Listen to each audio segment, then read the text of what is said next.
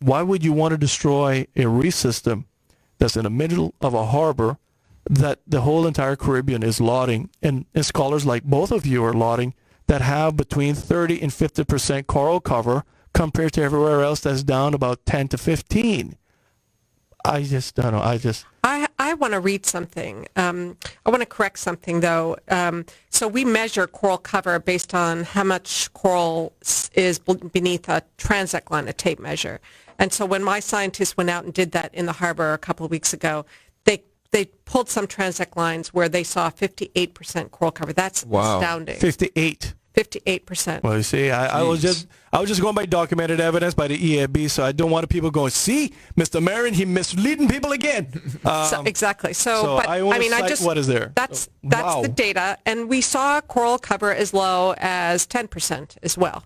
So when we average all that together, we calculated 23% coral cover in the harbor. That's higher than the average coral cover that we've measured around all of Grand Cayman. Wow. So it's and pretty just high. And in the harbor. So, to say, we're only going to remove 1% of the reef, but it's 1% of our most spectacular reef. Now, I want to read something that I got yesterday in an email from Mote Marine Lab, which discusses what is being proposed here. So let me just read it, and I'm going to edit just a couple of names out because I don't want to name names, but it's an email from a high-up person that says, Carrie, this is certainly disconcerting to hear that you're providing your local government there in the Cayman Islands with those sort of statements that we could regrow our reef.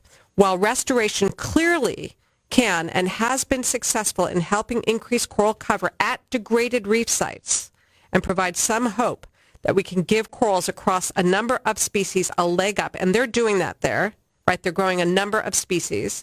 28, I think, is what I've heard. And I want to talk about that also because I think that's a real point that's important. We're able to give a number of species a leg up toward population recovery in the face of continued stressors, both local and globally, to say that the methods for restoration, coral restoration, can be used to directly compensate for large-scale destruction of coral resources. I'm assuming in this case for marine construction projects is misguided to say the least.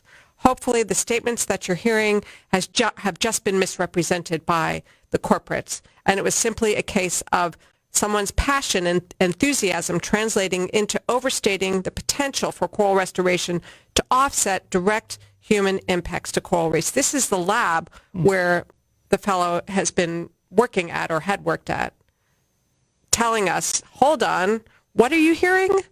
This is not really what's going on. Wow. That's heavy. That's like pulling the pin of a grenade and go boom. Well, I was told not to do that. Well, sometimes you have to. In this studio, I guess because they mic drop. But I didn't. I mean, this is directly from the lab, directly from the scientists there.